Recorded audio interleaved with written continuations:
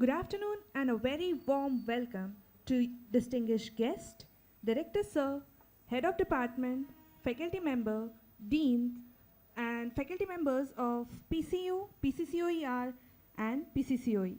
It indeed is a pleasure to see such a vibrant gathering here today. I, Prajakta Pintam, welcome you all on behalf of Pimpri Chinchwad College of Engineering, Pune. Today, we are privileged to be a part of a special event that is to mark the beginning of a lecture series on Indian knowledge system. This series is a significant initiative taken by our esteemed institution as we celebrate 25th years of glorious march towards excellence. As a part of this Silver Jubilee celebration, we have curated this special lecture series. This series aims to highlight the profound wisdom and innovative spirit that has characterized India for centuries. This lecture series will serve as a testament to our commitment to preserving and promoting our cultural heritage. Through these insightful talks, we hope to inspire a new generation of thinkers and innovators.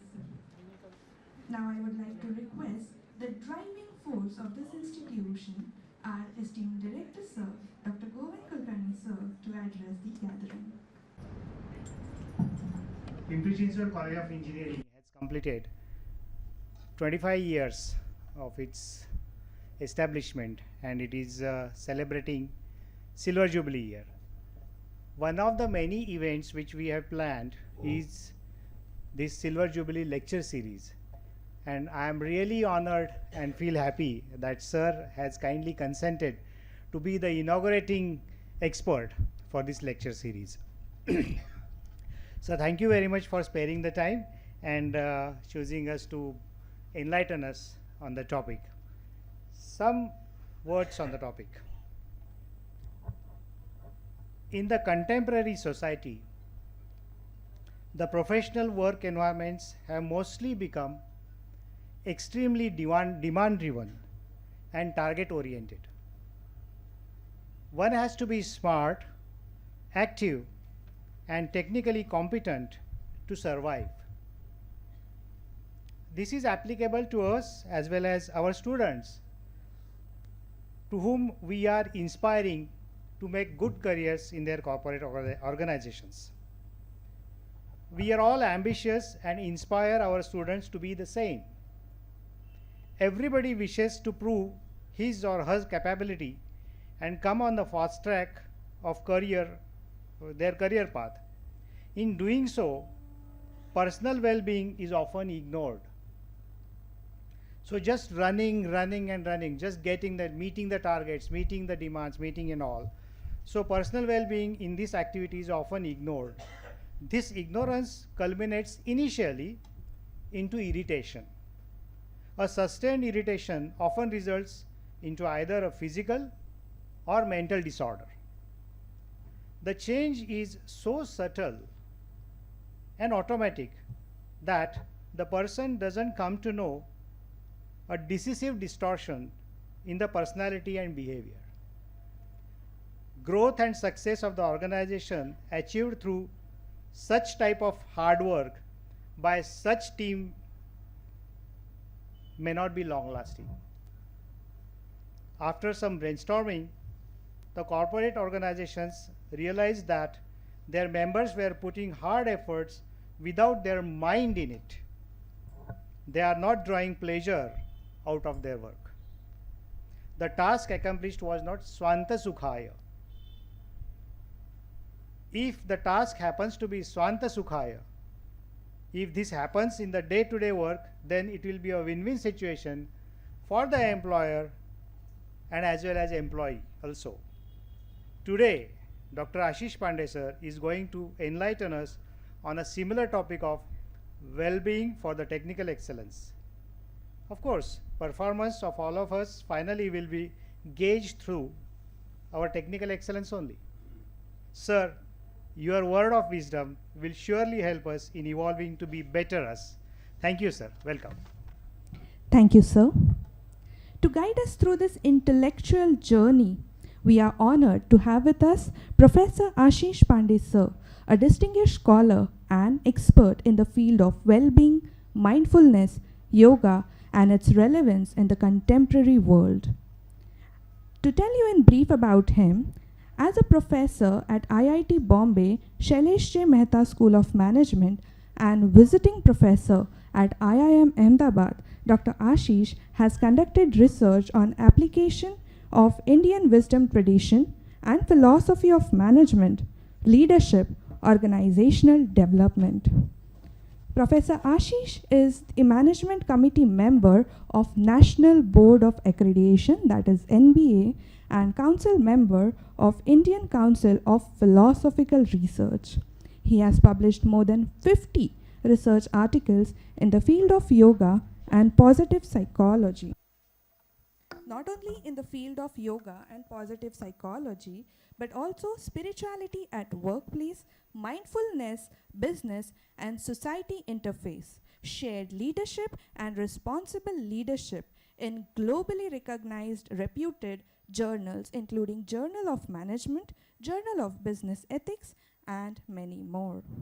He has co-edited the volume on Indigenous Indian Management published by Palgrave Macmillan. His research is recognized uh, and awarded fellowship at forums held at Indian Academy of Academy of Management USA, Fowler Center of Case Western University, Indian Institute of Science, and so on. Professor Ashish has designed and conducted more than 100 consultancy and long-term training programs and projects for the organization and leadership development across industries and for the institution of higher education in last 15 years. He is a co-founder of platforms like www.dharmawiki.org and panchakoshwellbeing.in. Living with a mission to contribute to the advancement of management knowledge and practice by integrating the insights and values of Indian wisdom and traditions in the contemporary challenges and opportunities of the globalized world, he has come here to enlighten us on the overcoming of these challenges and fostering well-being of both mind and body, which are essential for technical excellence. I request our director, sir, to welcome our guest with a token of appreciation.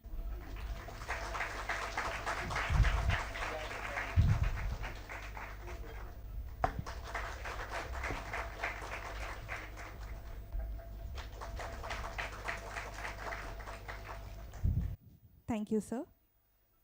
Sir, I request you to grace the stage and share your invaluable insights and thoughts with all of us. After a long day of the work, you have present yourself, and you are looking awake, interested. So thanks very much for this interest, and I hope that we will be able to learn in this interaction of about an hour or so. By remembering my gurus, I'll start our conversation and then we will go along. So, Bandon Guru Pad Kanj, Kripa Sindhu Nar Roop Hari, Mahamohatam Punj, Jasu Vachan, Ravi Karinikar. Professor Govind Kulkarni sir, Sanjeevani madam, Sanjeev ji, all the faculty colleagues who are, I think this is good. All the faculty colleagues present, and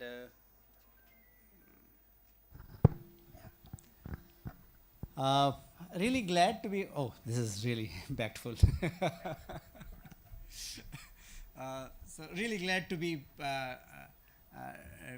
preparing and sharing something on the Indian knowledge system, and it's a matter of satisfaction that now Indian knowledge system is being considered at the policy level, at the level of research, and there are serious efforts to pursue the teaching and research in the Indian knowledge system.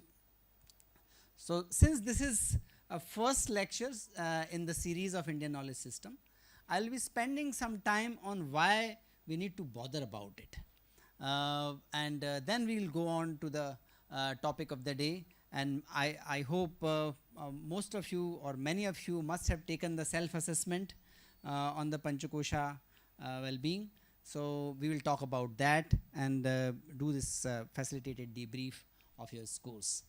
If you have not done the assessment, please do not try doing it now because it will require some login and then you have to respond to the questions and then the report will be projected, and if it not getting downloaded then you will feel irritated and it will not be a effective way. So if you have not done, you can we'll keep this whitelisted for a few more days so you can do that, but just be part of this conversation, and I hope this will be interactive, and if there are any questions or you wish to make some comments, I look forward to have enough space for that and time, of course, to accommodate that and to learn from that interaction as well. So one of the basic tenets of the Indian knowledge system is that it is a dynamic process. When we say Indian knowledge system, it is not one system. So the IKS, Indian knowledge system, the term itself is incorrect. I have written it because UGC has written it and AICT has written it. So I am writing it in the honor of the statutory bodies, and I am a kind of rebellious but not full-time rebellion, because I think that structures at times pose obstacles, but structures are required to do things. Some people and lot of intellectuals are the full-time rebellion. So whatever the structures they find themselves into, they start questioning. They are valuable. They are very, very important. They contribute to the collective discourse. But I am more like a Madhya Marg person who would like to use the structure for the ultimate well-being for everybody. So that's why I have written this in the respect of the statutory bodies. But there is no one system. There are many systems. So today only the concept note to set up the center is being finally prepared and sent. Actually, in the morning, that is the only thing I did, and then I I started. I proposed that better it be called Center of Indian Knowledge, not system. So that's a technical justification and qualification. Academicians and researchers are notorious to give the qualification for whatever they write. In the research papers also we give 5 qualification, then we make one statement. That is the kind of the training we are into. So we all are subjected to this tendency to each other. So we kind of, I hope that is fine. That's one. Number 2, the Indian knowledge system is not only about Sanskrit. It is about traditions. It is about all the languages. And language is important because language are the storehouse of knowledge. Whenever we give a word to some phenomena, we are capturing it in the word, and that word becomes the vehicle to convey the idea and convey about that phenomena. Since different individuals, there is no one world out there. We all carry world in our head. The same thing, same phenomena can be looked at, or actually looked at, understood and related with in different ways depending on our background, depending on our state of mind, depending on our socialization, so on and so forth. So the whole field of interpretive research, which questions the generalizability of knowledge, is valid. It is valuable. It is the foundation for the social science research, certainly, and it is coming to the applied aspects of the technology, applied aspect of science and engineering as well. So one technology which is best may not be the best in a particular context. And that's why in our institute, many years, probably the decades ago, 3 decades ago, this concept was captured in the form of, again, a structure, Center for Technology Alternatives in Rural Areas. One of the basic tenets is that there is no best technology, but there can be appropriate technology. So language is the conveyor of what is being appropriate, what is being understood in that particular context. So it is not about Sanskrit, it is about all the languages. So that's number 2. Number 3, since this is a dynamic process, no Indian knowledge system can survive beyond the structural support and can carry on its own feet until the dynamic nature of the system is retained. That means what? That means nobody, and certainly I am not that person who claims that whatever is given in the traditional scriptures are the final words. Nobody can say that in my understanding.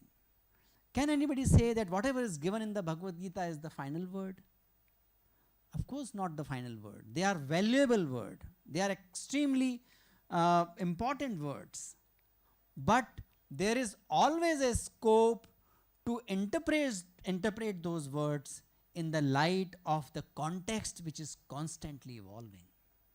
That's why no wonder after the towering personality like Adi Shankara, who in this so short span of time actually scaled the length and breadth of this country, I think 2.5 times.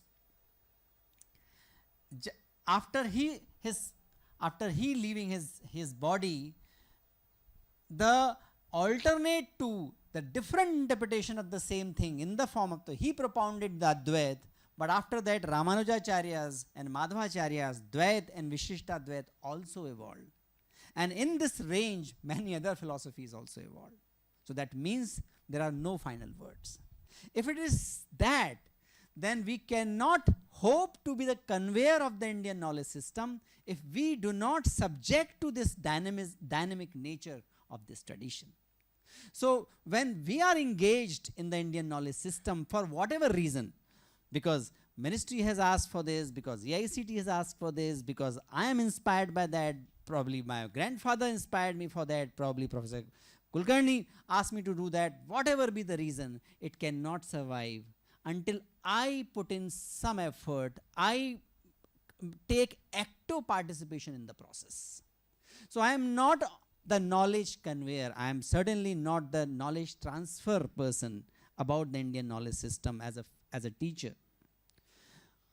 We can be the worthy of the teacher, being called teacher, only when we engage with this knowledge system and add something of our own in the form of critique, in the form of utilization, in the form of application, in the form of better theorizing of the existing knowledge, but in whatever way possible. But it is important to have a dynamic and living relation with the traditional knowledge. If this is the culture we are proud of, if this is the knowledge system we think is rich, then its richness is not in what it was. The richness has to be reflected in what we do with that knowledge system in my classroom, in my field, in the marketplace, in the society. So I think these 3 important tenets have to be articulated. Since this is the first, and I have this great honor of presenting the first lecture series in the Indian knowledge system. Why? And in light of this, I would like to share why Indian knowledge system is important. Abhyaso hi na tyaktavyam, abhyaso hi balam, anabhyase visham vidya, ajirne bhojanam visham. Without practice, no knowledge is worthy of being called knowledge. If knowledge has to retain its purity, has to retain its value, and one there is one term for the knowledge and knowledgeable is Pandit. The word Pandit comes from the Panda. Pand means white, lightning, white. So Panda Buddhi is the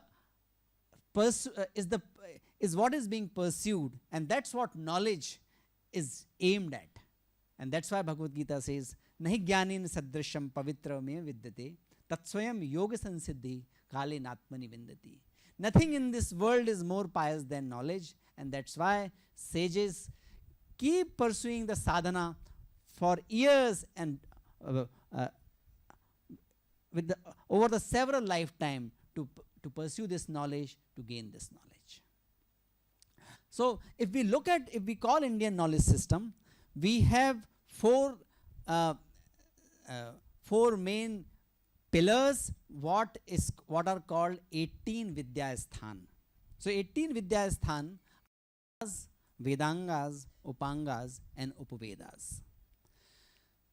When they are being applied, they are converted into kalas, 64 kalas.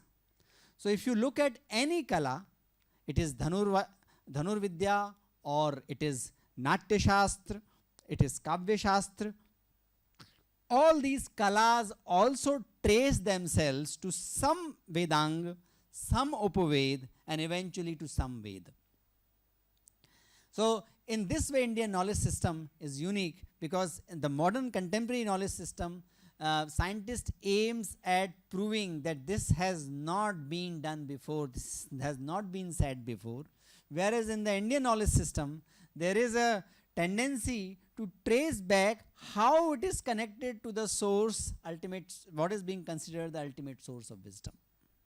So whether it is Natya Shastra, it is being, the Bharat Muni say that, okay, when all there's a beautiful story that the Devatas went to the Brahma requesting that now this is a Kali Yuga and people have forgotten and they are not following the right practices described in the Ved, and that's why their life has not remained so joyful, because it is only through sadhana the life remains joyful, the well-being is sustained. So out of compassion, the Natya Shastra was given by Brahma to these devas, and that is so the aim of the Natya Shastra is also to realize the ultimate well-being, and ultimate well-being is all inclusive. Sarve bhavantu sukhina, as we understand, it was offered to devatas. And similar beautiful stories are there for all kalas. You talk to Gandharv, those who are those who pursue the proficiency in music, they also trace their origin to some or other Vedas. So these are the 18 Vidyasthan.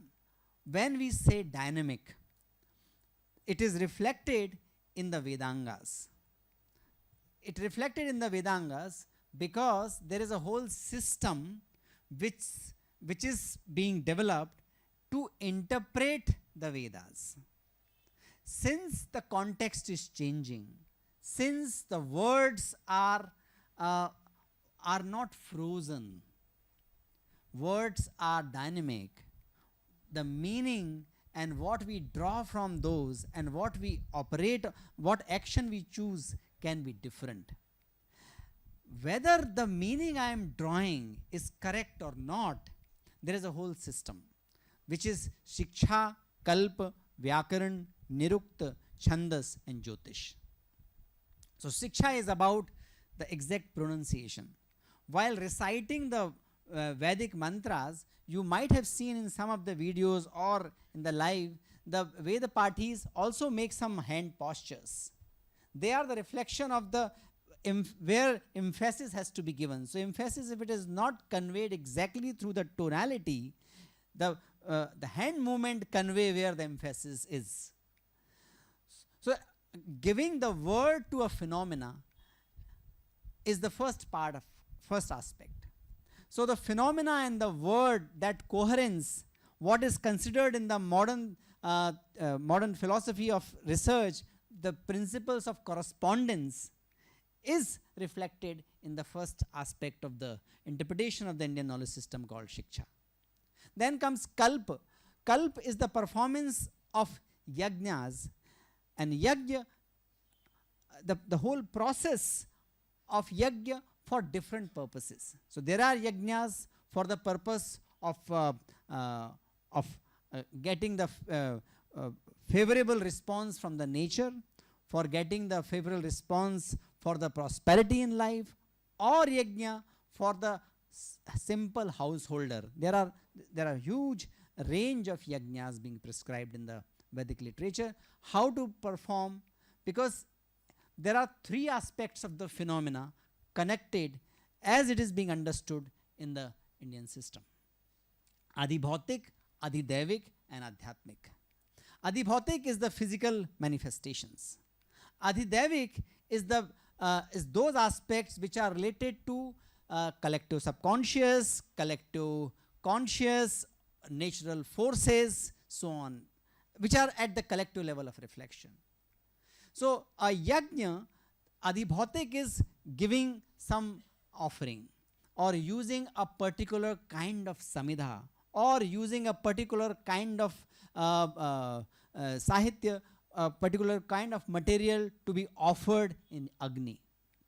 And there are research studies which are looking at, okay, what is the things which are offered, what is their impact on the environment, etc. But that is only the very basic aspects of the Indian knowledge system. That is Adhibhautik. Adhibhautik also includes the geometry of the Vedikas. So if you look at one of the basic tenets of the design of the Vedikas, there is one of the tenets which is reflected in the various designs of Vedika, is that micro is considered to be the reflection of macro. So there are Vedikas which are designed as a reflection of the whole. So maybe in the form of Garuna, maybe in the form of Adi Purusha, maybe in the form of the constellation of the solar system, so on and so forth. So there is a deep tendency to look to see the oneness and to see the wholesome nature of this world, of this universe, of this existence in its micro expressions. So the worldview, that which connects micro with macro, is captured in Adhidevik.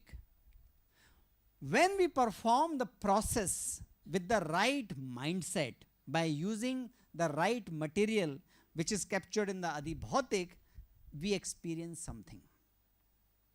And that is Adhyatmik. Adhyatmik is Adhi-Atmik. Atmik is self, Adhi is beyond. What is considered to be me is not only limited to this body. It is not only limited to the senses. It is not only limited to my simple logics. It is connected to something bigger than me. That experience, not knowledge, but experience, is Adhyatmik.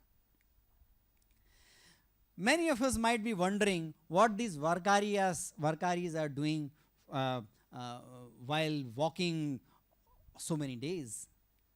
We may wonder why some people take so many difficulty and perform certain rituals, go to some places, walk so many days, take so much hardship, perform certain rituals, 9 days, 15 days, etc. When it is done with the right Adhibhautik and the right mindset, it creates something, it creates an experience. And that experience is Adhyatmik. And that's why all three levels are important. It is beautifully captured in Kane Wilber's work, Eye to Eye. The title of the book is this, wherein the basic proposition is that there are three kind of eyes: eye of flesh, eye of mind, and eye of spirit. That which is material, for which eye of flesh is good.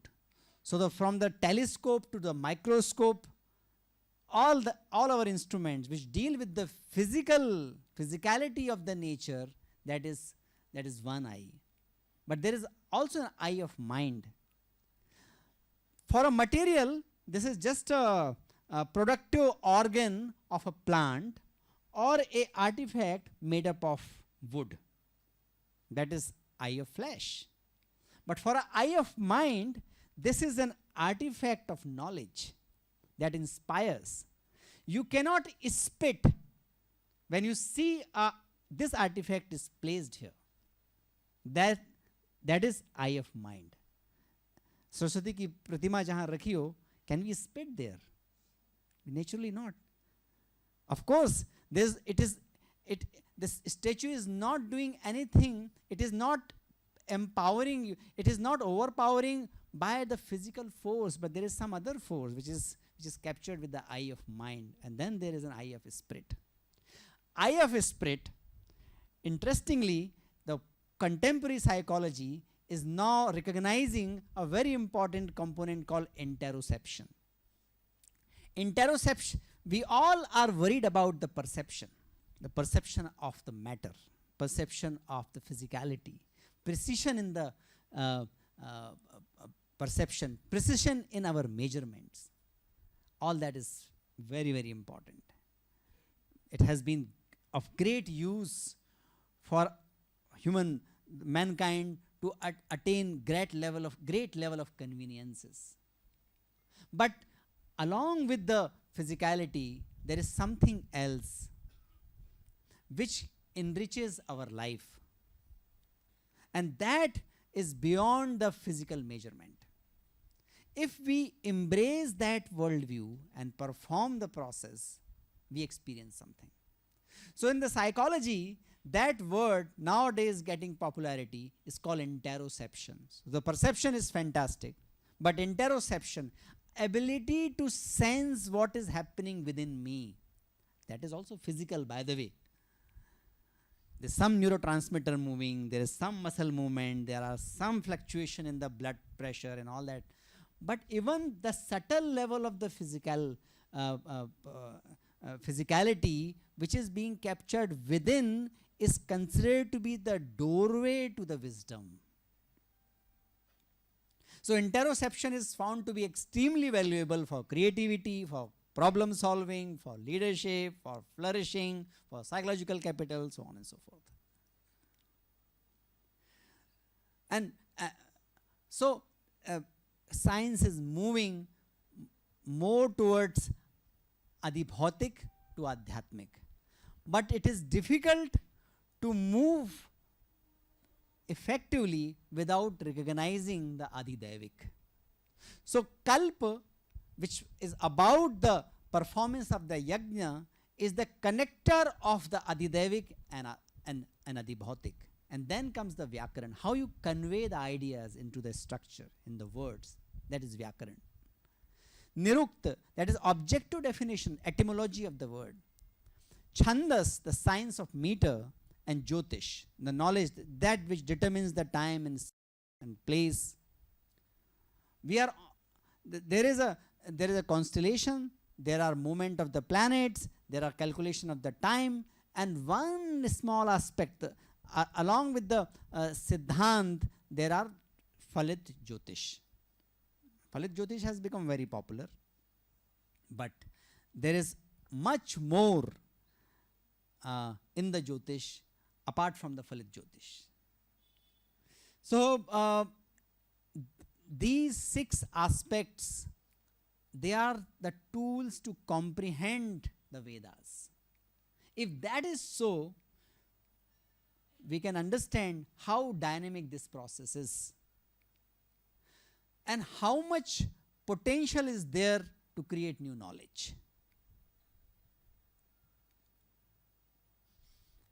If we look at from the contemporary knowledge traditions point of view, what precisely we get by looking at Indian knowledge system are practices, perspective, concepts, and working model. We can get the perspective, number one. What is shiksha? What is education?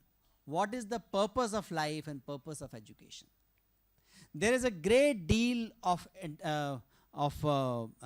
discussion about the mental health, and it is very, very important. But one perspective of looking at mental health is looking at physical health and looking at our mental health gradually. But if we look at what is the take of the Indian knowledge system about the mental health, the perspective which we get from the Indian knowledge system is that our well-being, sukha, is not our objective. Sometimes pain is important, inevitable, worth pursuing, worth suffering from.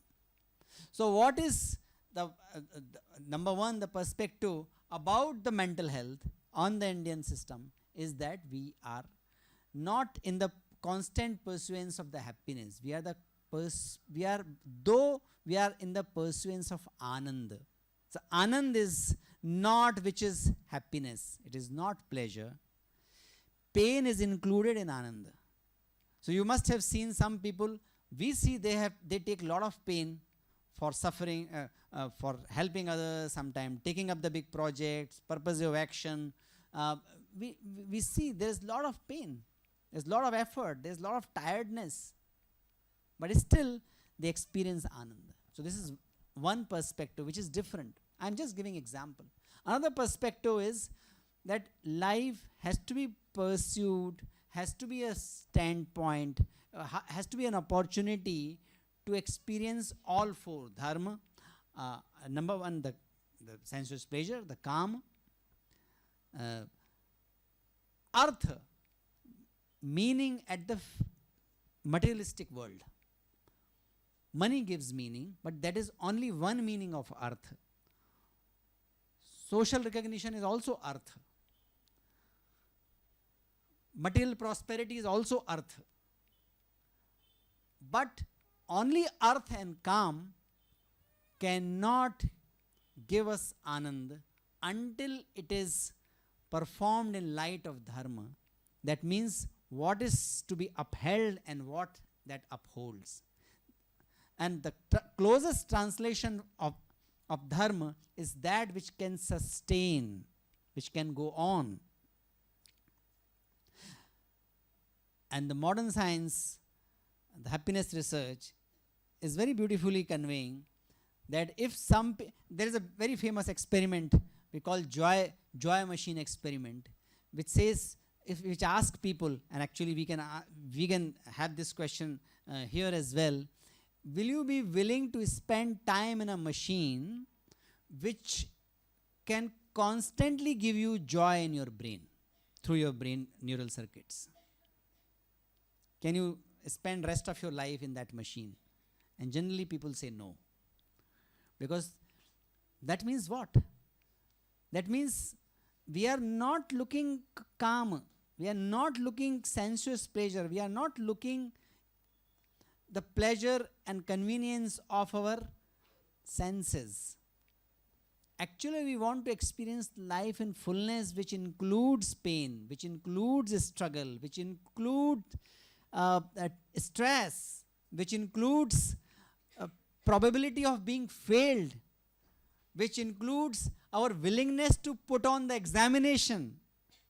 And many times when life is very stagnant, we put ourselves in the experiment and challenge ourselves. Okay, let me put myself in this challenge and try my capacity. I may fail, but then in those moments of challenge, we experience the life, we experience liveliness. So that means, and when we put ourselves in that challenging situation, we are subjected to a certain kind of discipline, a certain kind of regimen. So nobody is willing to be in that machine which doesn't require a regimen, which just asks people to lie down and experience the joy naturally. Because self-control, indriya nigraha, is very important factor which makes us feel empowered. Self-control or indriya nigraha is not only related to what is important as a discipline from the outside, for me to experience the agency, it is self-control and discipline. And that's why in the Shanti Parv, one of the in the conversation between Pitama Bhishma and Yudhishthir, there was a conversation about the qualities of a king. And there's a long conversation about the governance, about society, and the connection of the king and the society, and the orderliness in the society, etc. And as a part of that conversation, there is a discussion about qualities of the king, and Bhishma mentions certain qualities. And Yudhishthir's question was, okay, so Pitama, out of all these qualities, which one you will consider most important? And Pitama said that Indriya Nigraha, Atma Nigraha. If that is there, all other qualities can come.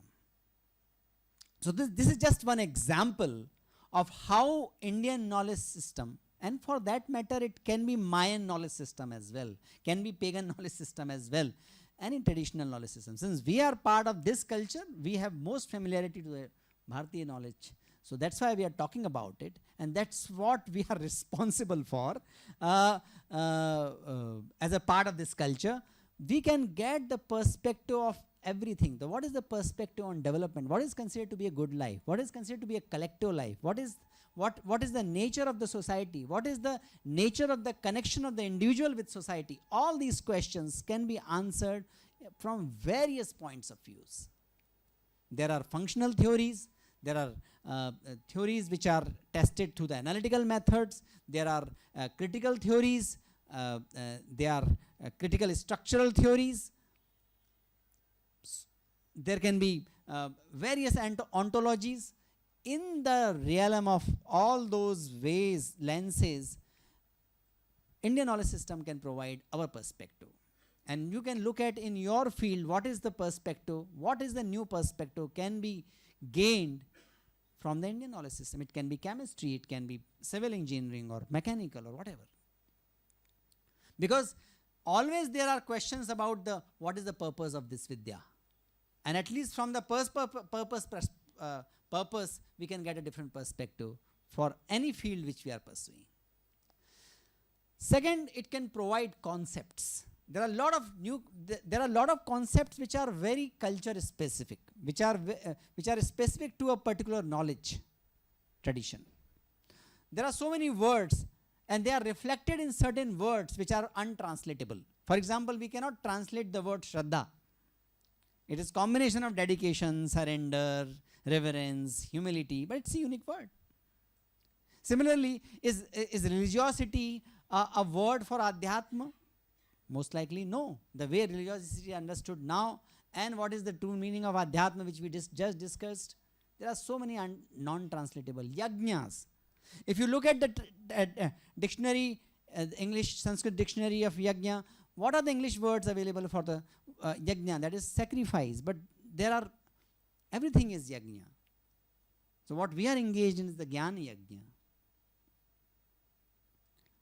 Because there is some effort, there is something which is offered. Devata, Dravya, Dan. When these three things are present in any activity, that is called Yajna. So there are a lot of concepts which are present in the language, in any tradition, which can open up new insights about whatever we want to study. Third, there are a lot of readily available theories or models or practices available. Hydrology is one very good example. In our institute, one of our colleagues is studying what is the role of temple ponds, mandir ke jalashaya, what is their role of the managing water in a particular geography. So the pond of temple was supposed to be connected to, in so many temples it can be examined and it can be validated. it is connected to the much bigger water body, that may be a river or a huge lake, and depending on the rain and the flow of water, there is a mechanism to manage the availability of water and the flow of water through the villages, through the habitats, using these ponds. There's a whole system there. I am in the field of mostly in the psychology and philosophy and in management.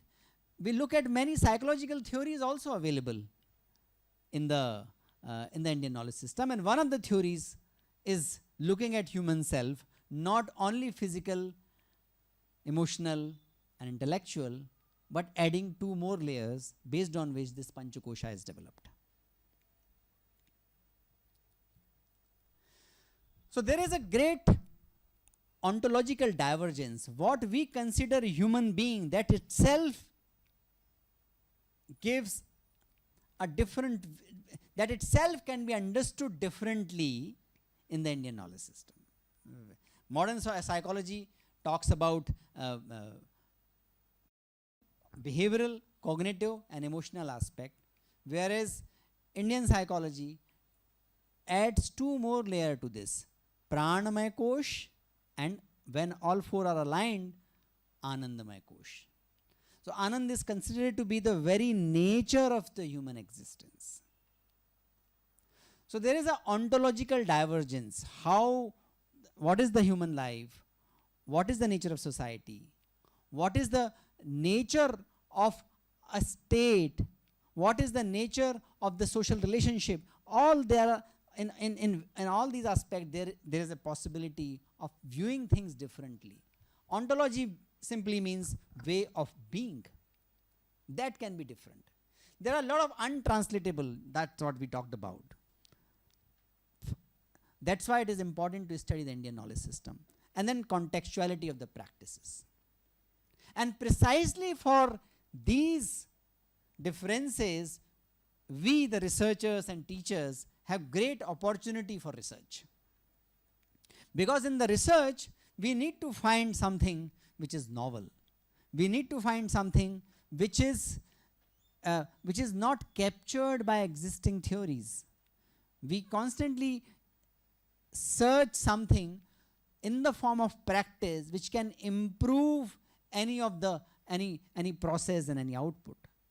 So because of these 3 reasons, it is important to look at the Indian knowledge system. So coming to the one of the aspects of the Panchakosha, in the beginning of this talk, I talked about importance of abhyas. Abhyaso nahi tyaktavya. Anabhyase visham vidya. Ajirne bhojanam visham. Knowledge must be practiced. And one of the efforts in the Panchakosha is to practice, to convert certain knowledge into some form of practice. So we will talk about the Panchakosha. How many of you have completed the assessment and downloaded the report? Okay, quite a few have done it. So thanks very much. So now we can talk about that. So as the name suggests, it is about well-being of the self, and how the Indian knowledge system is very much integrated in this model is because there are so many evidences, and these evidences, these things are being explained in the scriptures. These things are explained in the traditional knowledge, but they are now constantly getting validated in the contemporary research as well. So first aspect is there is a whole body of research based on the proteomics and metabolomics which looks at source of disease and ailments in the form of nutrition. Though that kind of research do not get lot of industry support, because the pharmaceutical industry actually survive on selling the medicine, but this line of research is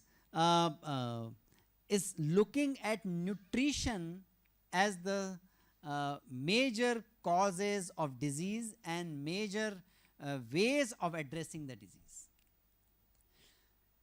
More precise connection as reflected between the physicality and the mental health is that comes from the research in depression. In the depression research, one research group has conducted a randomized control experiment for 6 months to check the impact of Mediterranean diet and impact of medicine. In the 6 months, in the first 2 months, the impact was slow. So the medicine was impacting more in first 2 months. After 2 months, the impact of medicine and the Mediterranean diet actually reached to very comparable similar level. In 6 months time, Mediterranean diet was found to be more effective than the medicine at the price of 2% of the medicine. So there is a whole body which talks about it, and there is an NPTEL course which I have had opportunity to offer, and every semester it is offered, Yoga and Positive Psychology for Managing Career and Life. All the references and the more detail is given in that. Another important thing, how our social connect, how our social well-being, and in the Panchakosha model, you must have seen the physical well-being, emotional well-being, social well-being, workplace well-being, along with subjective vitality. In the report, you might have seen these 6 aspects. Why we have to include social well-being? The first-hand experience of social well-being, the importance of the social connectedness and social aspect of our well-being was reflected in our experiment. About 4 years ago, we conducted an extensive survey. That was a ICSSR funded research. So we could conduct extensive survey, collecting data from different parts of India. So Mysore to Lucknow to Jammu to Guwahati to Mumbai, so many places. We got like 1500 plus data, and it was a very good data because we have not just collected the data, we actually collected data through the workshops. And we were interested to find what are the major drivers of well-being of the Indian youth who are in the higher education. So you can imagine all of us have some opinion about the source of well-being. Some of us say it is value system which governs the well-being. Some of us will say, academic load has to be optimum, and that is the major cause of lack of well-being or stress of the students. Or some of you may say social background, family background. So we actually included all that. Whatever we could think about, we included this, and this was possible because we were conducting workshops, people were coming for the workshop, they were getting this scores, they were also interested to know where they stand, what are their scores. When we look at the general connection between the well-being scores and all these variables, for about 2-3 days, we remained puzzled because there was no connection being shown up. So that if we look at the well-being as a continuum score, there was no connection with the social background, economic background, academic engagement, any of the values, any of the geography, any rating of the college. So actually in terms of the continuous measurement of the well-being, students from IIT were in no way having more well-being than the students somewhere else. We remained puzzled. And I remember talking to my guide, Professor Rajan Gupta. He is a guide who is like for the lifetime. In that way, I am very fortunate. I said, sir, it looks like we have included all the variables. It looks like our well-being predominantly determined by our stars. Is it only the horoscope which determines the well-being? Because no variable seems to be giving the higher adjusted R² more than 0.2. Then we segregated the data. So the questionnaire which we used was such that with some treatment, you add some scores, you delete some scores, and within the questionnaire, and we could get a flourishing zone, the flourishing population, moderately flourishing, and languishing. We could categorize these data, and then we conducted the multinomial regression, and that started throwing the result, and those were very much concerned. They were kind of they were beautifully converging to the Indian knowledge system. What it says that the flourishing was about 35% population. No variable was explaining the flourishing cases except two things or two and a half things. Number one, out of so many values, so we use the Schwartz value scale, and there are so many values: happiness, wisdom, achievement, etc. No value was directly explaining the flourishing except one, that is self-direction. If people have the sense of self-direction, what am I doing, why am I doing, that was explaining 85% cases of flourishing. Connected to that, we added one more measurement, that is engaged living. Engaged living is measurement of our ability to live according to our values. We all have great values, but not all of us are able to live on those values. So those values are not strongly articulated. If I have a sense that what I value, I am able to implement that, I am able to live that, that was explaining flourishing. And one more thing, why in the Panchakosha model you see the social well-being as part of the overall well-being score is social connectedness. Kids, young students who had meaningful relationships beyond their family, kids and kins, they reported much higher level of flourishing. So it indicates that well-being is not an individual aspect. It is very inclusive thing. There is no individual well-being. It's a collective phenomenon. What is the role of family? About 80% cases of the moderately flourishing was explained by family cohesion, but hardly 15% cases being explained in the flourishing zone by family cohesion. That means what? Family has a very important role in following us from the moderately flourishing to the languishing, but it is not a guarantee for us to go to the flourishing. And that's why flourishing, the contemporary definition, includes purpose and social connection. And it's an inclusive concept as it is explained.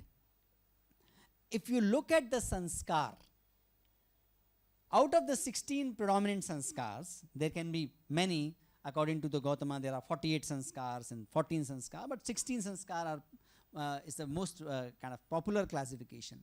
If you look at 16 sanskars, more than 10 actually performed before 7 years of age.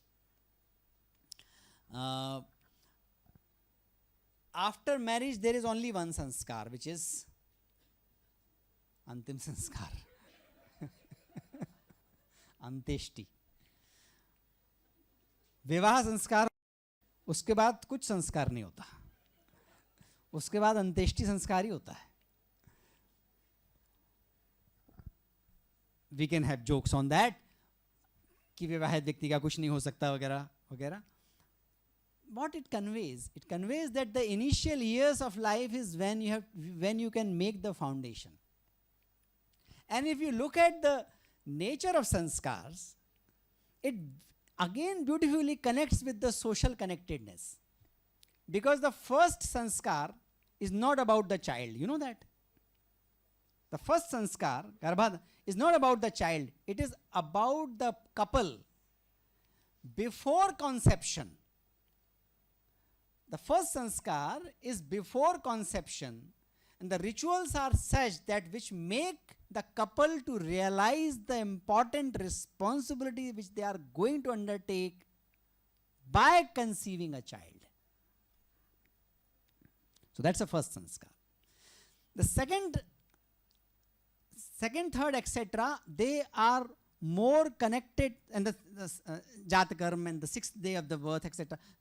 So the connection of the child with food, that is one sanskar. That is where the connection with the external world started. Namakaran sanskar happens at that level where the connection of a child is established with its community.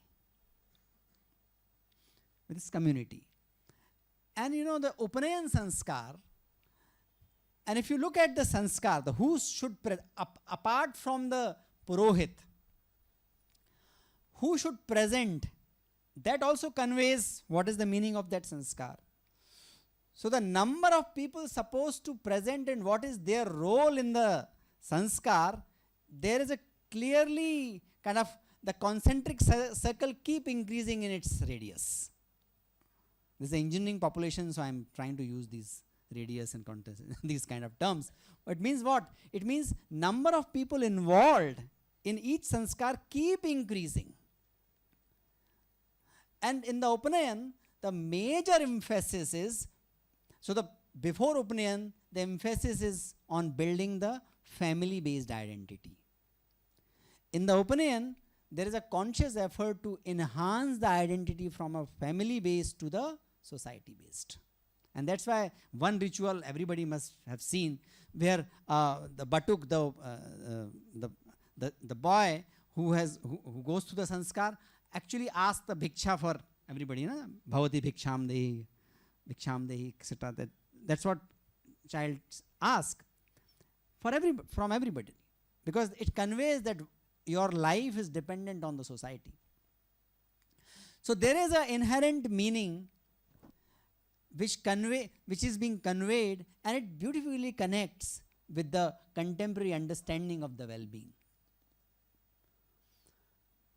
If you look at the development of brain, in the first 3 years, mostly that part of brain which is related to the relationship, the right brain, develops most. The connection and interaction between child and mother is not left brain to right brain, it is from the right brain to right brain. And that happens very prominently in the first 3 years. So the chronological, or you can say the milestone development in the brain milestones in the brain development is like right brain to left brain to right brain to left brain. The first comes in the right, which is related to the relationship, emotions, conduct, behavior, and then comes intellect. So any technological, so the title of the presentation is in the technological education, the technological excellence. We cannot hope to achieve technological excellence by going against the grand nature of the design and grand nature of the human life. The grand nature of the human life is holistic. That includes physicality, emotionality, and that also includes something which connects physicality, subjective and objective, what we call pranamaya kosh. The pranamaya kosh at the individual level are very well defined. The pranas, the 5 types of pranas, and then there are further classification in the 17 types of pranas. Apran, that life force which governs neck and above, which where our sense organs exist. That life energy which is responsible for distribution of the energy. That prana, the pran, apan, vyan, etc. They have a different purpose. They have different jobs.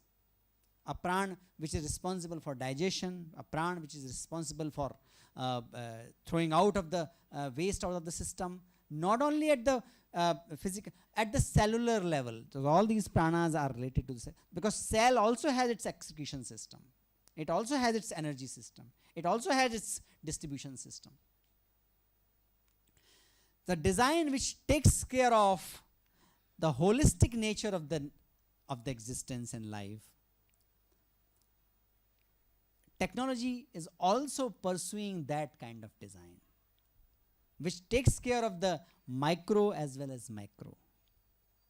So in the structural engineering and the architecture, there are fractal based design, and this is one of the most cutting edge things what I have heard from my colleague in the IDC. The fractal based design is like you keep repeating the structures in the similar way and then you get the biggest structures. Lot of temple art is a reflection of the fractal structure, though not much has been done beyond the simulation in the contemporary science, contemporary architecture. They have some way to go to catch up. One of the basic things about the technology is that if we look at technology only at the physicality, it will not be able to capture, it will not be able to be of great service to the humanity. At the same time, what Indian system says is that there is a very famous sutra of Chanakya. Sukhasya moolam dharma, dharmasya moolam artha, arthasya moolam rajyam, rajyasya moolam indriya jaya, indriya jayasya, and there's a whole sequence. Sukh ka mool dharma hai. If I am following life according to the sustainability principles, then only what we get is sukh. Dharmasya moolam artha. Material prosperity is important because it is important to perform the dharma. Arthasya moolam rajyam. If the governance system is strong, then only earth creation, wealth creation can happen. A difference between a raw human being and a citizen is what? Indriya jaya. Citizen is the one who is able to be governed. If human beings are not willing to be governed, there will not be any governance. If there is no governance, there is no state. So rajyasya moolam indriya jaya. That's what is being sold. Indriya, what is the core of indriya jaya? Indriya jaya ka mool hai vigyan, vinay. विनय का मूल है वृद्धोपसेवा. वृद्धोपसेवा मूल है विज्ञान का, और विज्ञान का क्या सोर्स है? आत्मसंपादना. That science which enhances the self mastery, that is the real science. So there is a recognition for the knowledge tradition. When we say vruddhopaseva, it is a recognize, we have to recognize the existing knowledge, then only we can build on that, then only we can grow in the Vigyan. But what is the criteria for Vigyan? And that is kind of useful insights for us who are working in the field of technology and technological excellence. Atma Sampadana. Is this technology enhancing the self-mastery, or it is making people slave of the conveniences? So that's where the difference comes. The difference comes when we do the technology based on the foundation of Dharma. We need to ensure in the Indian knowledge system, we get a technology, we get the series of technologies for the self-control. Whereas if you look at the technological development happening, there seems to be a great scandal going on to forget yourself. If you look at the social media, Zomato से खाना मंगाइए, and Netflix कह ही रहा है, Netflix के CEO ने कहा है कि our biggest competition is Nidra, sleep. Sleep is our biggest competitor. So if you look at the science, the way it is being used, it is like you keep getting stuff from the Zomato, keep watching Netflix, sitting on the couch, forget yourself in the virtual world. So Indian knowledge system can provide a different perspective to look at the technological connections. And that connects not only with the market, it connects with governance, that connects at the individual level. So you can look at how much time is there. I need. So now you can look at your scores if you have gone through the assessment, and if your report is front of you. You will look at 4 inhibitors. What are those inhibitors? Fearfulness, anxiety, sentimentality, and dependence. We have all these inhibitors are overused strengths. Fearfulness is important.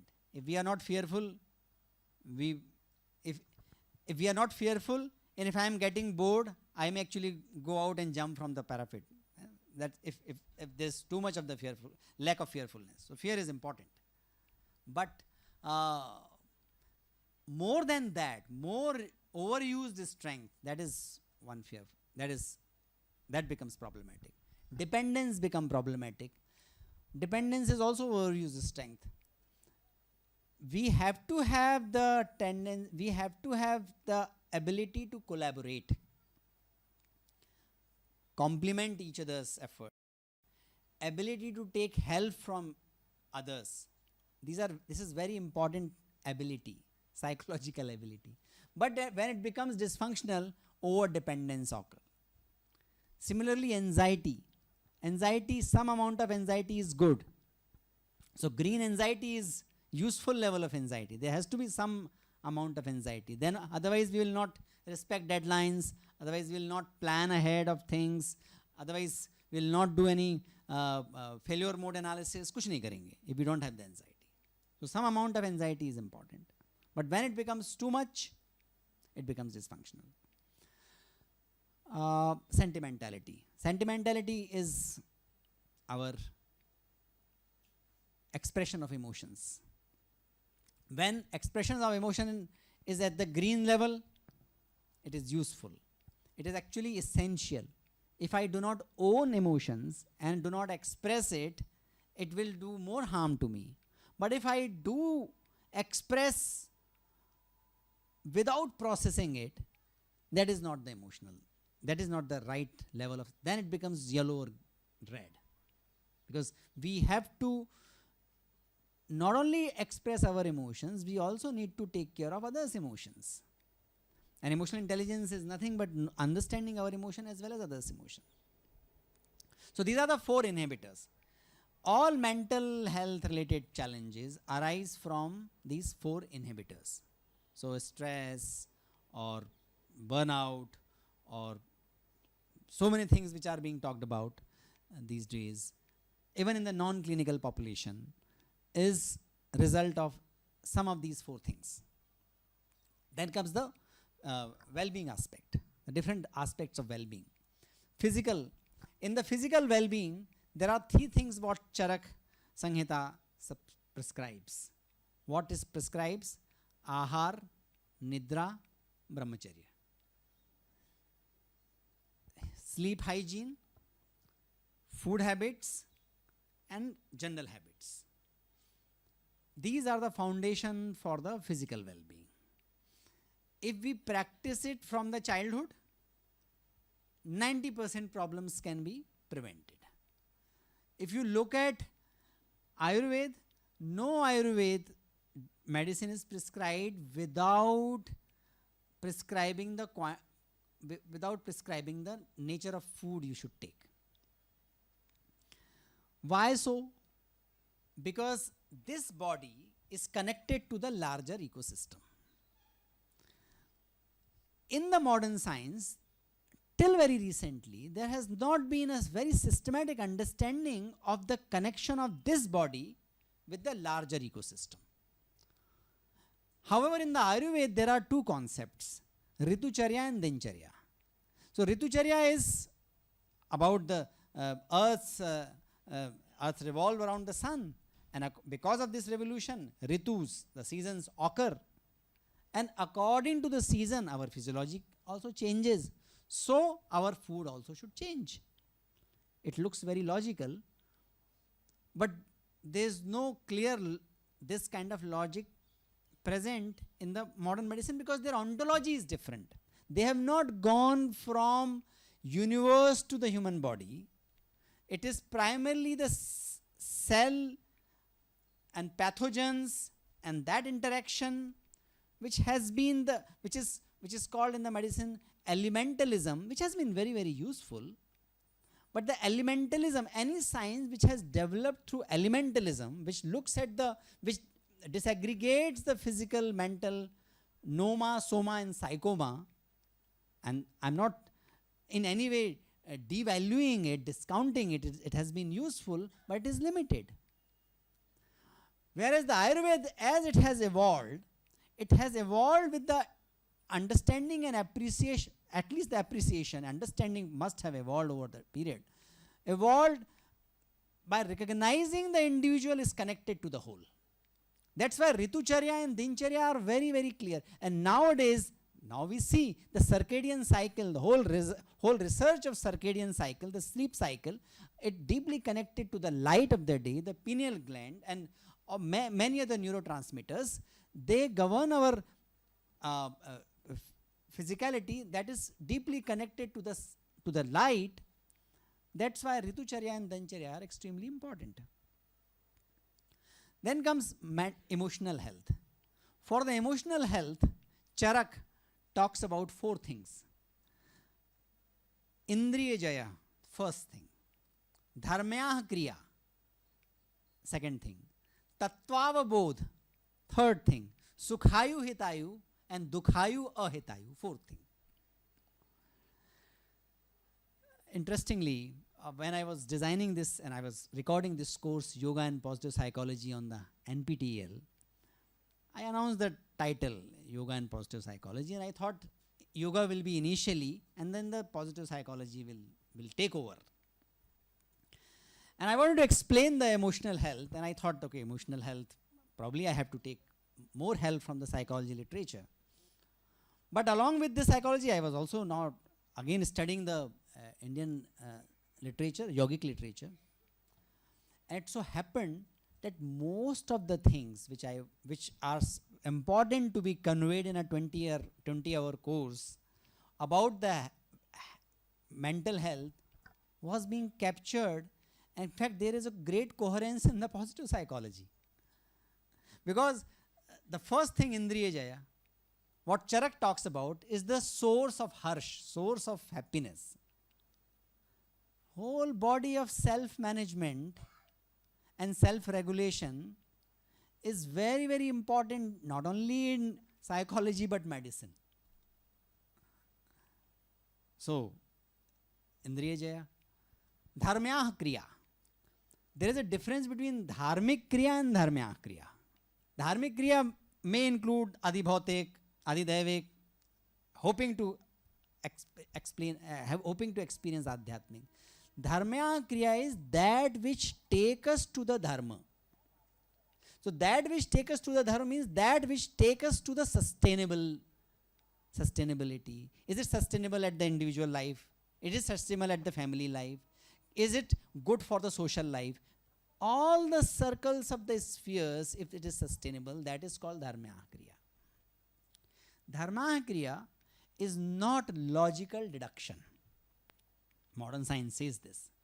There's a body of literature on the wisdom. And all these papers are published in the JAMA and Nature, and all those are like quoted in those courses. All this is in the public domain. The whole wisdom literature says that intellect is only intellect is not sufficient. Emotionality, relationality, purpose, positivity, all that surrender. In spite of doing everything, living system has a tendency to throw something which is called emergence. Recognizing that is also part of the wisdom. And the wisdom literature talks about it. Dharma Kriya also talks about that. So it is not logical. Intellect is not logical deduction. In the yogic tradition, it is called prajna. So prajna is when your tendencies are settled, prajna arise. When tendencies are further settled, Ritambhara prajna arrives, and Ritambhara prajna has the same root as it is there in the Rit and in the Ritu. And what is the Rit? It is the universal order. So that quality of intellect which can experience what is right for the universal order, that Rit and Dharma are the two expressions of Satya in Vedic literature.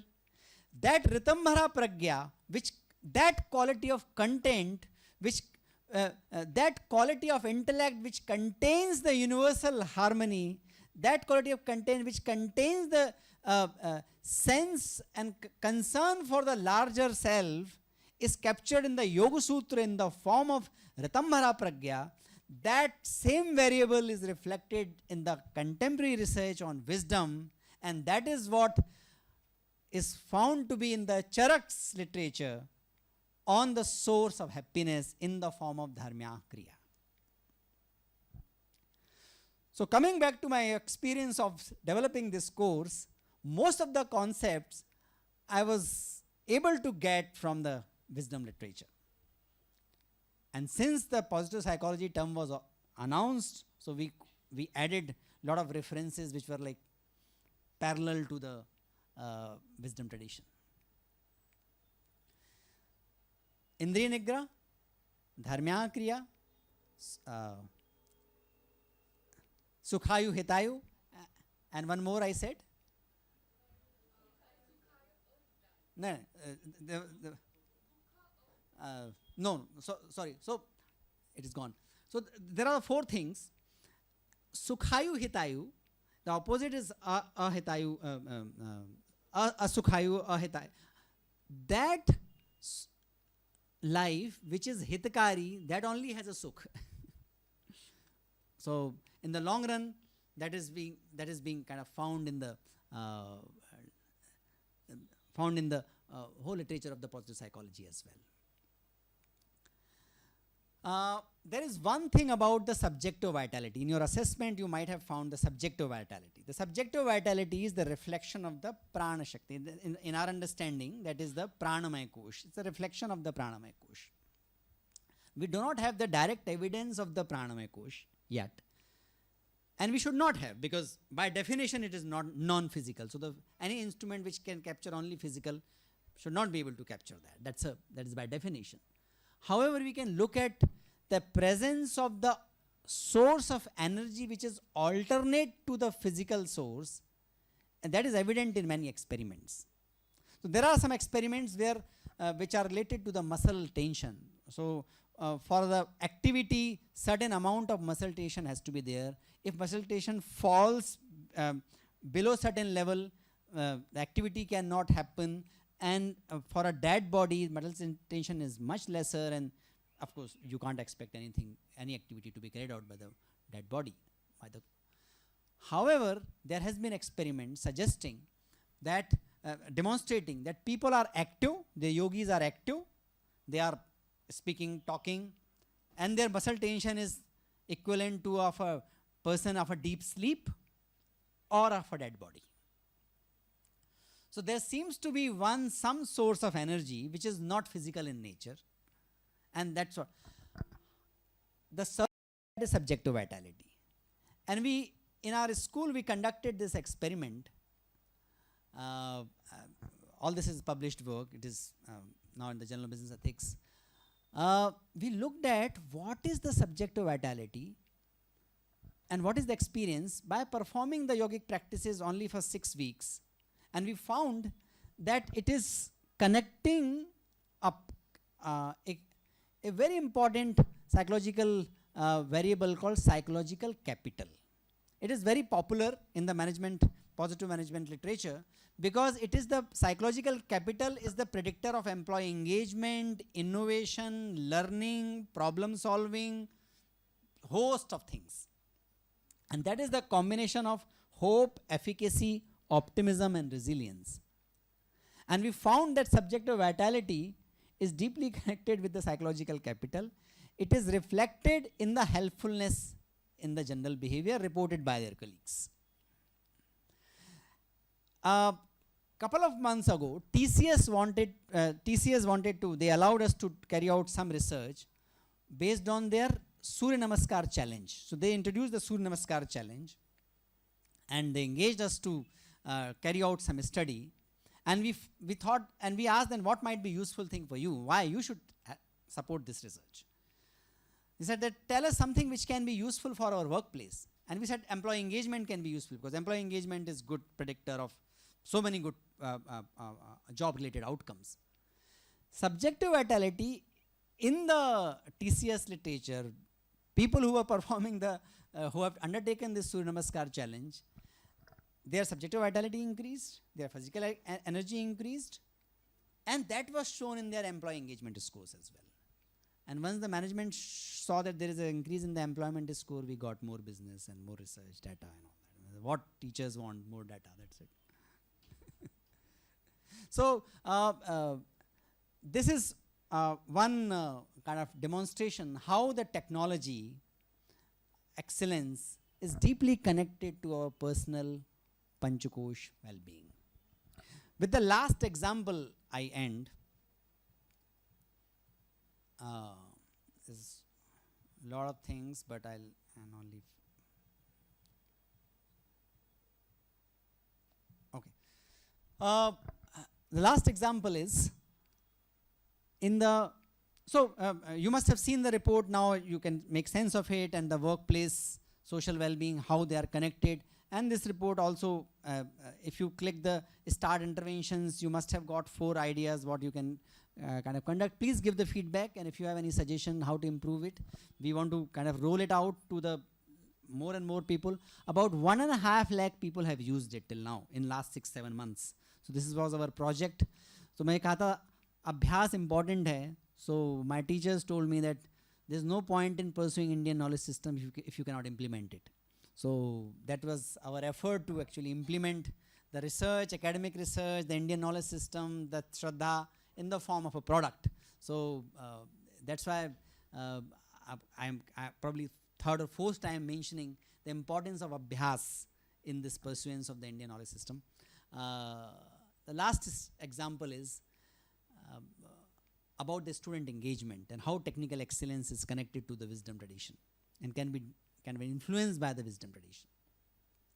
I'm sure you also must have experienced that when students come and in the beginning of the semester, their energy level is very high, and as the semester progresses, energy levels keep going down, keeps dwindling. We also saw that. We thought that if we do something at the Pranamaya Kosh, we can probably enhance the energy or retain the energy level, and that will be reflected in their academic engagement. So that assessment was also there. We did that, but then we thought when you are putting up in the form of a research project, you have to think all the possible variables, confounding variables. So one of the confounding variables we thought was the cognitive ability. If the people have the cognitive ability, then probably their energy should not come down. Why cognitive ability was important? Because why energy generally comes down, that's what we examined. One of the factors we found is most important perhaps is multitasking. People have to do a lot of multitasking, and because of that they develop a tendency for they have a lot of things, so they are developed for the tendency of multitasking, and that result into dissipation of energy, and that result into lowering of the engagement. So we set up this experiment. It's a longitudinal experiment, 7 weeks, and we collected the data in the beginning, looked at the pre-intervention scores, and then we make the experiment group to perform some mindfulness and yogic practices. What we found was really interesting. Experiment group, their engagement scores increased little bit, and then their energy levels retained. So subjective vitality was consistent. whereas the control group, the energy level was actually down, the engagement levels also down. What was more important, more interesting, and that's why this paper was published in the Journal of Management. I feel great that about 3 or 4 academicians in India have been able to publish in the Journal of Management, and kind of we were one of those. Students with the high cognitive ability, if they were not performing the mindfulness practices, they ended up doing more multitasking, and in the process they became less engaged. Whereas even students with the low cognitive ability, if they were practicing, they did less multitasking, and in that process their engagement scores remained at the higher level. And most useful for the students, actually their grades also increased. So there was out of 10, 0.5, 0.6, 0.7, we are conducting these experiments since last 10 years.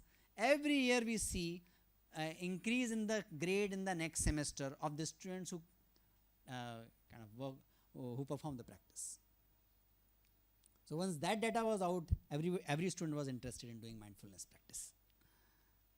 And one of the factors why it is kind of accepted is that Yogastha Club in IIT Bombay, I mentioned in my in the last meeting as well, that it's a very active club which carry out these kind of assessments and workshops.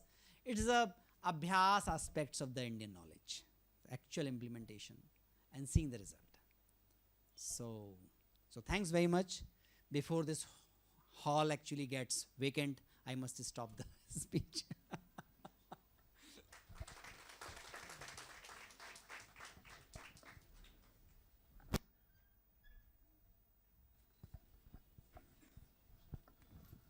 Thank you, sir, for the enlightening presentation. It was such a wonderful amalgamation of Indian knowledge system, the scriptures, the samskars, and its relevance in today's technological world. It's time for the audience to ask questions. If you have any questions, kindly let us know so that sir is here to answer all your doubts and queries.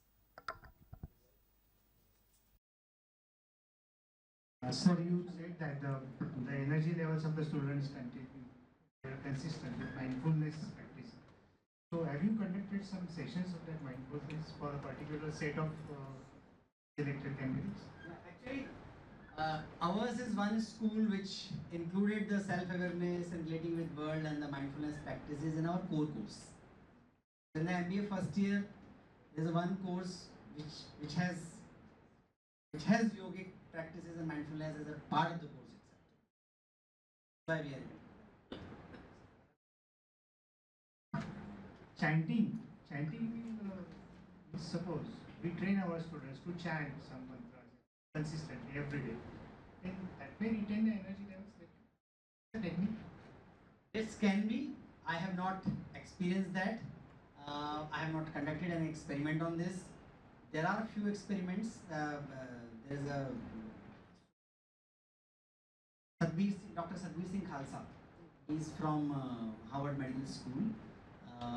He's Canadian, shifted to adopted Sikhism, and his spiritual name is Yogi Bhajan, and he is the full-timer, is a professor in the Harvard Medical School.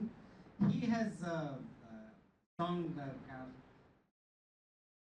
opinion, and I think he has conducted some study on the chanting. What is the connection of my my practice has been more kind of a meditation and pranayam. If I am not able to do anything, at least I do chanting. So chanting has a different kind of a. If you are not able to do anything, then at least do chanting. But I have not done any study on that. Thank you. Thank you.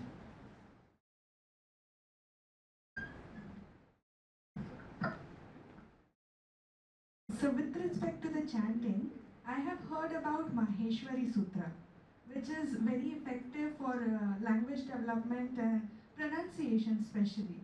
So can you please elaborate a little if possible? Yeah, I have also heard. I have some anecdotal evidence in Mumbai University. Very lovable professor. You might have Professor Gauri Maholikar. You might have, some of you might have known her. She's wonderful scholar. मैं अक्सर उनको कहता हूँ कि आप मतलब माता सरस्वती को तो नहीं देखा पर आपको देख के लगता है कि माता सरस्वती ऐसी होंगी शायद थोड़ा थोड़ा तो उनका एनेक्डोटल एक्सपेरिमेंट मैंने सुना कि recording, I'm not sure, but I have heard from her she has helped somebody to by recite to regain the vak by chanting Maheshwar Sutra, but that is only anecdotal evidence.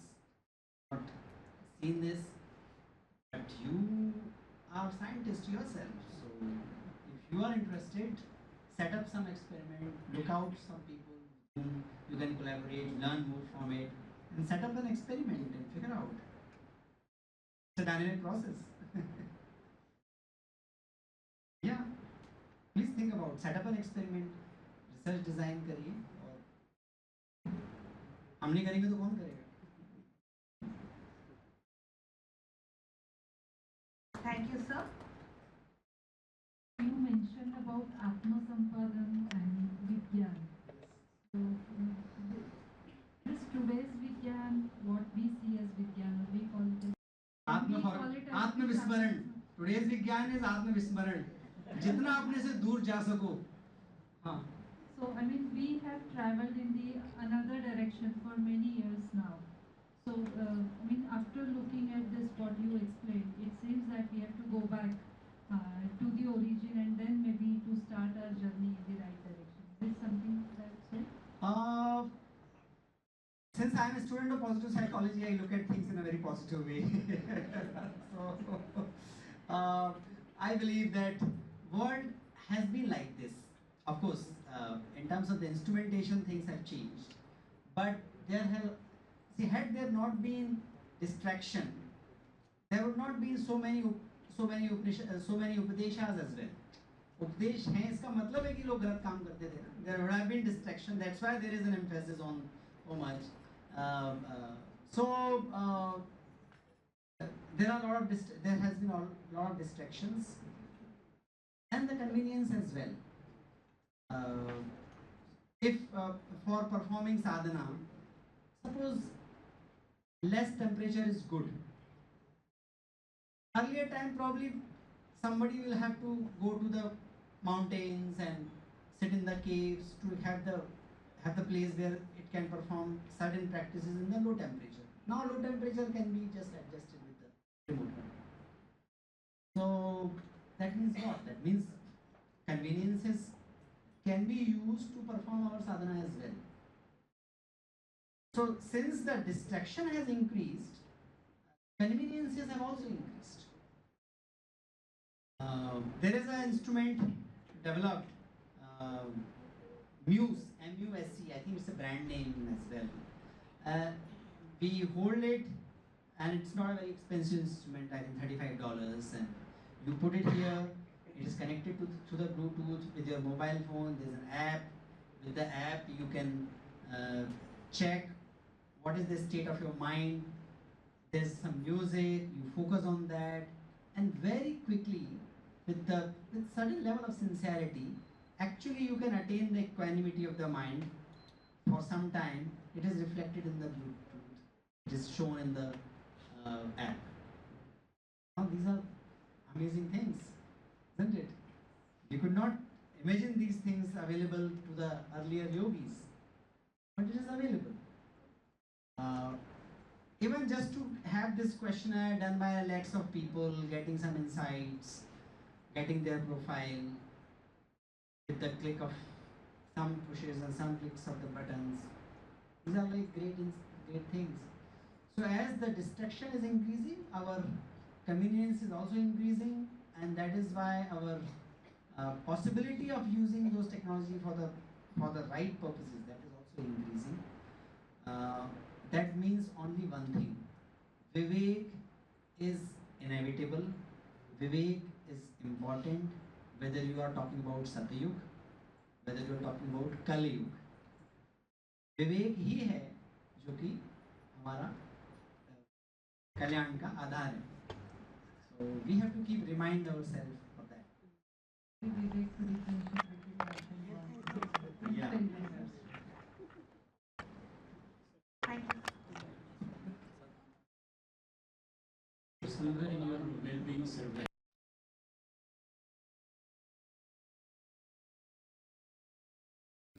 So are these theories established, or I mean, relating it with stars and grahas?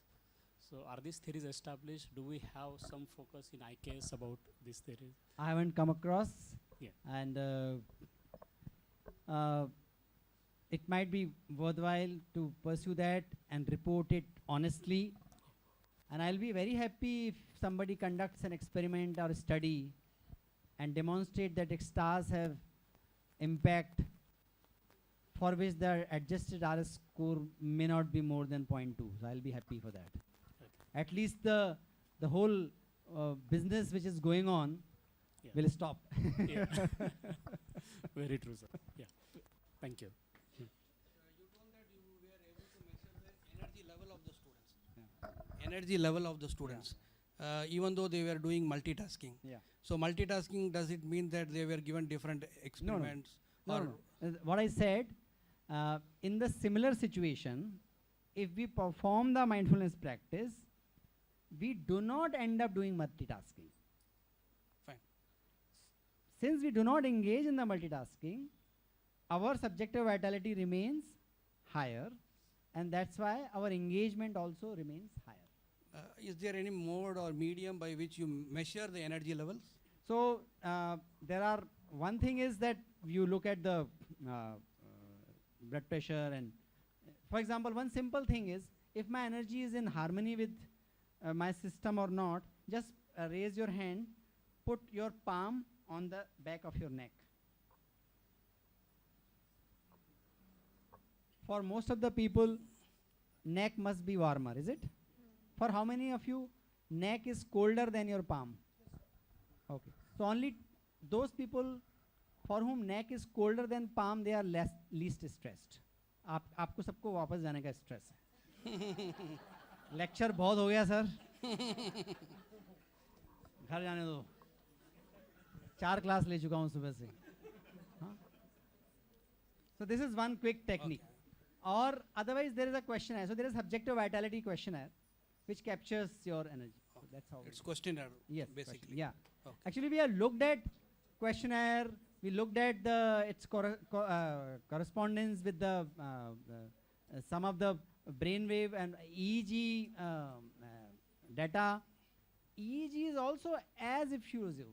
Okay. That also is not definitive. But the questionnaire is as kind of good measure, Yes. because it is predicting the whole host of other things reported by others.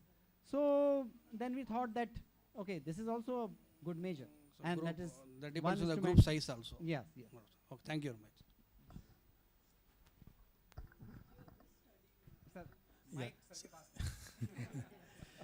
Sir, we have a subtle system in the form of 3 energy channels and 7 chakras. Yes. So, are there any experiments carried out in IIT related to the well-being related to these chakras? Chakras? Yeah. I wish if the electronics professors and combined with the biotechnology professors, combined with some of you who have the interest in yoga, can set up an experiment, and I'll be very happy to kind of know about it, and whosoever I know, I'll be happy to connect them. But there is an interesting story about the chakras research. Very renowned yoga researcher, perhaps most prolific yoga researcher. She did yoga research from 1989, before it became fashionable. Actually, I started doing it when it was not fashionable. I started working in 2004, etc. उन्होंने क्या किया, वो S Vyasa में थी, हालांकि मेरे को institute का नाम भी नहीं बताना था. Very renowned researcher in a very renowned institution. She conducted an experiment. They brought an instrument to look at the aura and look at the chakras. And aura was, I think, not chakra, the aura was their point of kind of reference. सबका aura check करते थे और बताते थे कि इसका personality ऐसा है वैसा. Then this scientist lady, she got a surgery globes, filled that surgery globe with glycerine and took the aura picture. And the aura was looking pitch perfect. She showed the picture to the interpreter. He said, "What do you think about this person whose aura is this?" And the person said, "This seems to be an aura of a great yogi." And then she said, "No, this is a globe with the glycerin film." That was the full stop of the aura research. But it did not be. And this is one failed experiment. Edison said, "I have like 100,000 failed experiments." So there can be some other correlate, there can be some other ways of assessing, there can be some other confounding variables which can be looked at. So it should not stop. There's so much discussion on the chakras. Now chakras, there are psychological interpretation of the chakras which seems to be meaningful. People are able to connect. There's a work wherein some questionnaire is being used based on the chakra principle. The questionnaire are looking meaningful, but the physical evidence is not yet, at least I haven't come across, and I keep researching and reading about it. I have also not come across about that, but that can be useful research study. We should not just give away. So your session was really awesome, which is, I think most of us are got a different perspective, because IKS has become now a part and parcel of our system. You told that the students who engagement and the multitasking area, focus group and other thing. Now how you interpret in that, that do we suggest them not to go for the multitasking? Yeah. Or we can develop an ability where they can, because in industry probably they won't have this kind of option. They have to go for multitasking. Not really. Huh. Not really. Okay, so Yeah. but most of the time as a management we have to tell Yeah. that you have to So handle certain even times. in the, not only about the yoga, thanks very much. So not only the yoga and mindfulness research, in fact in the management effectiveness research also, it is fairly established that multitasking is not the productive way. The best thing is you finish one thing and then you move to the next thing. The tiredness happens when I want to do something and I am doing something else. Prioritizing. Yeah, so it is important to prioritize, finish one thing at a time and then move to the next phase. And so that's a conceptual part, we can share that. And then we ask student, would you like to develop a technique to, but they say that, okay, but we get carried away, we keep getting tasks and then we slip into that multitasking mode. Then we can ask, okay, would you like to learn some technique which will prevent you to slip into multitasking? That will make you more effective and that will keep you more energized. Are you interested? Many of them are interested. So that's it. Yes, sir.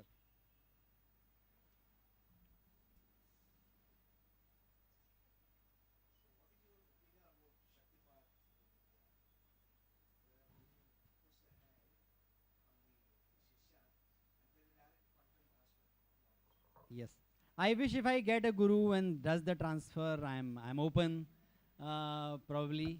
I have heard about it, but All gurus, if they put in the hands of the student, directly there is quantum transfer of knowledge. yes, that may be, that might be happening to some people by some gurus. I know it happened in some cases. Yes. The latest example, for example, you might have heard about that there is a Russian singer called Sati Ithnika. She's basically Russian Muslim, but she sings Sanskrit right from Ganpati Atharva to Mahamrityunjay mantra. Probably I have heard her. Yeah, Sati Ithnika. Modi ji, he heard his program in Russia, and she said that the guru put hand. See, it was very difficult for us to understand, particularly that some of the stotras I didn't know. So she said that she was reciting in such a way that as if she has, taken birth in some Brahmin family, Purohit family. So I was surprised. And she says that it is Guru. So how this transfer probably might be taking place? If it happens, it is good for the students. If at all it happens, it cannot happen en masse. Yeah. Because some of the things are suitable to be done in person. Patra student. Patra Yeah, and patra. yeah. And certain things are good for to be conducted en masse. So, जब Chaitanya Mahaprabhu started his work, that work was en masse, initiating thousands of people, Bhakti Marg, that was wonderful.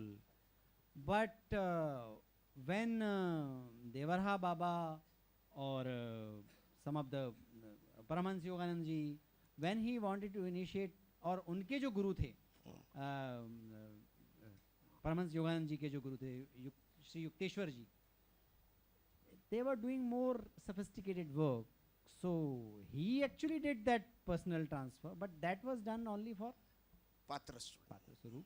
Okay. But what Yoganand Paramahansa ji did was something in between en masse and he developed a protocol, and then he was able to teach to the thousands of people and lakh of people. Sadhguru is doing it, Sri Ravi Shankar ji is doing it with certain practices for lakhs of people. So different things are, the processes, all of you are engineers, you know, it is important for the right result, a right kind of atmosphere. It happens in certain kind of container, in certain kind of pressure and temperature. So it's like that.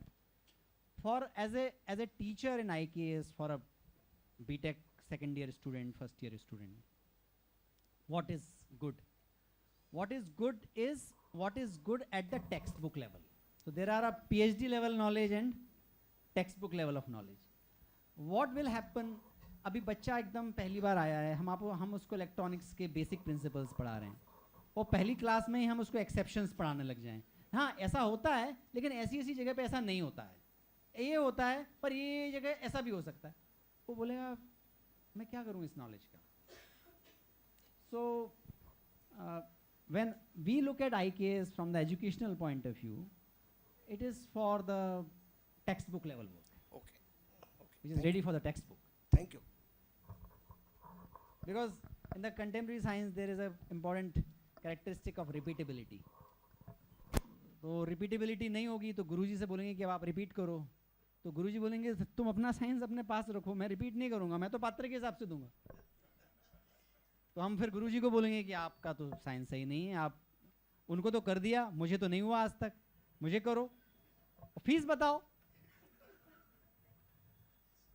So no point in putting our gurus in the spot and let us do what we can do. That's important. Okay, thank you for all the questions, and thank you, sir, for clearing the doubts.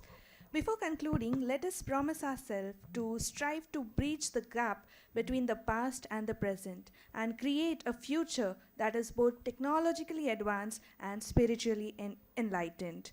To propose vote of thanks for this lecture, I request Dr. Patil, sir.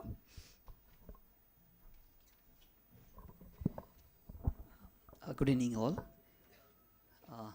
It's indeed my distinct honor to propose vote of thanks to this inaugural lecture, which is a part of a lecture series on Indian knowledge system. Again, it's a part of the celebration of 25 years of PCCOE towards excellence. And this event not only marks the 25 years of academic excellence, but at the same time, the timeless knowledge system that we have. In the beginning only, sir has very well proposed that this is not Indian knowledge system, because the Indian knowledge system seems to be an outsider perspective towards our Indian knowledge system. So when we call it Bharatiya knowledge system, it seems to be an insider perspective. So in this spirit of Indian knowledge system, since we are talking about Indian knowledge system, allow me to quote one verse from Rig Veda, which says, Ano Bhadra Ratovo Yantu Vishvataha, which means let knowledge come from all the sides of the world. And today the knowledge was coming from this side. And in the beginning only, I would like to extend my heartfelt gratitude to Dr. Ashish Pandey, sir, for his enlightening presentation on well-being as the foundation for technical excellence. His words have beautifully reminded us that while the mind may be the engine of innovations and progress, but at the same time, to understand our well-being, and more than that, very much being is very important, which will propel ourselves towards achievements and successes. Thank you, sir, for guiding us to think beyond mere technical prowesses, and thank you for taking us closer to ourselves. I also take this moment to thank our management for their constant support, and a special word of thanks to our beloved director, sir, Dr. Govind Kulkarni, whose idea it was to have this lecture series and enlighten all of us and take closer to us to Indian knowledge system. His wholehearted support has been instrumental in organizing this particular event, and the leadership constantly encourages us to bridge the wisdom of our heritage with the demand of modern education. Sometimes I wonder he must be having some secret yogic powers. How does he manage so many things at the same time and allows us to enjoy various perspectives. We thank all the esteemed guests present over here and all the deans, HODs, attendees from COEP, PCCOER, PCU, and our PCCOE itself. Thank you for joining us today. Your presence signifies that our shared dedication towards Indian knowledge system and the richness of this knowledge system that we have. And I hope this series not only deepens our understanding of IKS, but also takes us closer to apply that value system in our own life. We promise that in the next series, in the series itself, we will be coming up with one more engaging session for all of you in the very soon timetable that we have planned for ourselves. Once again, I thank all of you for being here and making this event successful. Thanks a lot. Thanks a lot. Thank you.